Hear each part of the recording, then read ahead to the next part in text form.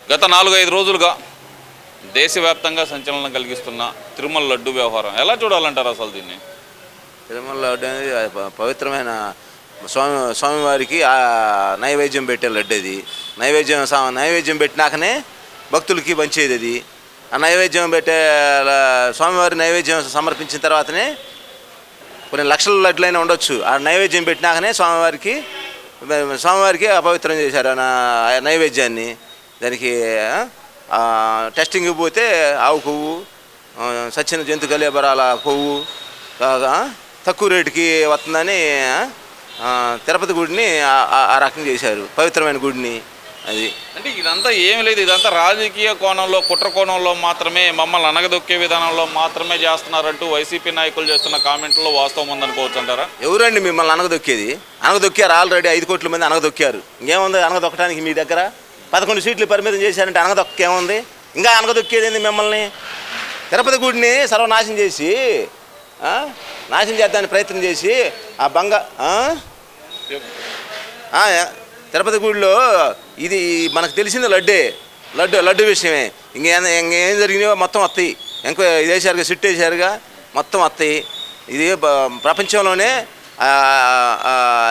అతి ఎక్కువ మంది భక్తులు ఉన్న దేవాలయం, పవిత్రమైన దేవాలయం. ప్రపంచానికి అసలు వెంకటేశ్వర స్వామి అంటే సర్వాంతర్యామి. ఆయనతో అసలు వాళ్ళు ఏందో తక్కువ అంచనా వేస్తున్నారు. ఆయన అన్ని చూస్తూనే ఉంటాడు, గమనిస్తూనే ఉంటాడు. సమయం వచ్చినప్పుడు ఉంటుంది. సర్వాంతర్యామి ఆయన. ఇందులేడు అందుగలడు, ఇందు ఎతికినా కూడా ఆయనే. ఆ చెట్లు ఆయనే, పుట్లు ఆయనే. ఆయనకి అపవిత్రం చేయాలనుకుంటే నువ్వు ఊరుకుంటాడు. ఇక్కడ చూస్తే కనుక తాత్కాలికంగా ఉపశమనం పొందొచ్చు మీరు. తాత్కాలికంగా ఉపశమనం పొంది ఆ మాటలు ఈ మాటలు చెప్పొచ్చు, కానీ భగవంతుడి దగ్గర తప్పించుకోలేరుగా. భగవంతుడు అనేవాడు గ్రేట్, గాడ్ ఈజ్ గ్రేట్ కదా. ఆయన దగ్గర తప్పించుకోవడం అనేది ఎవరు అలా కాదు. ఇవన్నీ రాజకీయ పబ్బాలు గడుపుకోవడానికి కాదు. భగవంతుడు చాలా ఉన్నతుడు. ఆయన సృష్టికర్త. ఆ సృష్టికర్త దగ్గర యాడ్ తప్పించుకుంటారు. కానీ ఇక్కడ చూస్తే కనుక ప్రధానంగా చూస్తే ఇది వైసీపీ టీడీపీ మధ్య జరుగుతున్న యుద్ధంగా చిత్రీకరించే ప్రయత్నం అయితే చేస్తున్నారు కదా, మరి దాన్ని ఎలా చూడాలంటారు? అసలు వైసీపీ ఏంది, టీడీపీ ఏంది? ఇది 140 కోట్లు భారతదేశ జనాభా, కానీ ప్రపంచంలో ఉన్న మొత్తం జనాభాలో వెంకటేశ్వర స్వామిని పూజించే ప్రతి భక్తుడికి కూడా ఇది ఆత్మక్షోభలో ఉంది. ప్రతి భక్తుడికి వెంకటేశ్వర స్వామి ఈ మతం ఆ మతం కాదు, ఏ మతంలో ఉండేవాళ్ళు కూడా వెంకటేశ్వర స్వామిని పూజించేవాళ్ళు అన్ని మతాల్లో ఉన్నారు. గుడికి పోయేవాళ్ళు ఏ మతస్థులైనా సరే ఆ సంతకం పెట్టి గుడికి అన్ని మతస్థులు ఉన్నా కూడా నమ్మకం ఉంది నాకు అని పోయేవాళ్ళు, వాళ్ళకు కూడా ఇది బాధగానే ఉంది. పంది కొవ్వు అంటే ఏంది అసలు అర్థం ఉందా? అసలు అర్థం ఉందా? పంది కొవ్వు సచిన కలేబరాల నుంచి కొవ్వు తీసుకొచ్చి లడ్డులో కలిపారంటే అసలు దానికి అర్థం ఉందా? అసలు అది అసలు ఆ రిపోర్టే తప్పు అంటున్నాడుగా బొమ్మన కరుణాకర్ రెడ్డి. అటు కాదు, అసలు రిపోర్టే తప్పు అంటున్నారు మరి బొమ్మన కరుణాకర్ రెడ్డి. రిపోర్ట్ తప్ప అంటే వాళ్ళు ఎవరు? రిపోర్ట్ మన మిషన్ మన నోటి మాట ద్వారా రాదు. అది మిషన్లో చెక్ చేస్తే మిషన్లో బయటపడింది. అది మిషనరీని ఎవరు మార్చలేం కదా.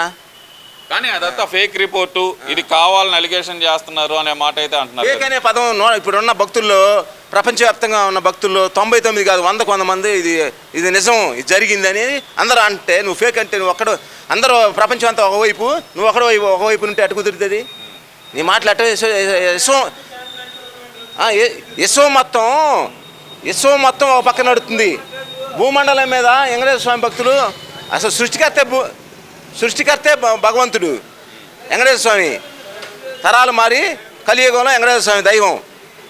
ఆయన అపవిత్రం జరిగిందంటే జరగలేదంటే అటు కుదిరిద్ది. ఇప్పుడైనా మెలుకొని అపవిత్రాన్ని పవిత్రం చేసుకుంటే బాగుంటుంది.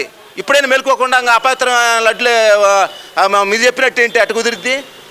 ఇక్కడ చూస్తే కనుక మరి ఎప్పటి నుంచో వస్తున్న వాళ్ళు జరగలేదు అంటున్నారు. మరి ఎప్పటి నుంచో వస్తున్న నందిని నెయ్యి కాంట్రాక్ట్ ఎందుకు తప్పించారంటారు? అసలు 300 రూపాయలకి నెయ్యి దొరికే అవకాశం ఉందంటారా?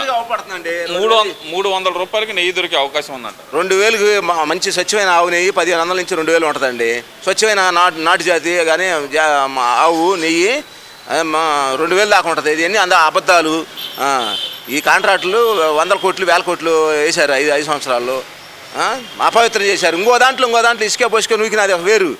దేవుడి కాడ గర్భగుడిలో ఈ ప్రసాదాన్ని అపవిత్రం చేశారంటే ఇంకంతకన్నా అవమానం ఉంటుంది జాతికి. భూమండలం ఏమన్నా 800 కోట్లు సుమారు జనం ఉన్నారు. అందరూ కూడా భగవంతుడిని విశ్వసిస్తారు. ఒకవేళ గుడికి పోలేకపోయినా కూడా వెంకటేశ్వర స్వామి అంటే అందరికీ ఇష్టమే. కలియుగ దైవం అని. ఈ జాతి ఆ జాతి, ఈ మతం ఆ మతం కాదు, మానవ జాతి మొత్తానికి వెంకటేశ్వర స్వామి అంటే దైవం. ఆ దైవానికే అపచారం చేశారు ఇది నైవేద్యంలో. ఏముంది చెప్పుకోవడానికి, ఏముంటుంది చెప్పండి. ఇంకా ఇది రాజకీయంగా మమ్మల్ని ఎదుర్కోలేక 100 రోజుల పాలన బాగుండక దాన్ని డైవర్ట్ చేయడానికి మాత్రమే ఇది ఒకటి చేశారు అంటున్నారు. ఎవరు కూడా ఆ పని చేయాలండి. భగవంతుడి మీద ఇట్లా నిందలేరు. ఎన్ని డైవర్ట్ పాలన బంగారులాగా ఉంది పరిపాలన. 100 రోజుల పరిపాలన ఎందుకు బాగలేదు? 100 రోజుల పరిపాలన ఏం బాగలేదు. ప్రజలంతా బ్రహ్మాండంగా ఉంది. స్వేచ్ఛగా పోతున్నారు, స్వేచ్ఛా వాయువులు పీల్చుకుంటున్నారు. మన అంబేద్కర్ రాజ్యాంగాన్ని ఇంప్లిమెంట్ అవుతుంది. స్వేచ్ఛా వాయువులతో హాయిగా ఉన్నారు. ఎవరి పనులు చేసుకుంటున్నారు. ఇంకా ఏంది బాగుండేది? సకాలంలో వర్షాలు పడుతున్నాయి, సకాలంలో బ్రహ్మాండంగా ఉన్నారు. ఇంకేం కావాలి? ఇంకా ఇప్పుడు ఇస్తానన్న పథకాలు ఒక 10 రోజులు అటు ఇటు ఇస్తానే ఉన్నారు. ఇప్పుడు పెన్షన్, వృద్ధాప్య పెన్షను 7,000 వేసాడు ఫస్ట్ నెలలో. తర్వాత 4,000 కాడికి వేస్తానే ఉన్నారు 30వ తారీఖు రాగానే. ఇంకా చిన్నగా మరి రేపు దీపావళి నుంచి గ్యాస్ సిలిండర్లు ఇస్తా అంటున్నాడు.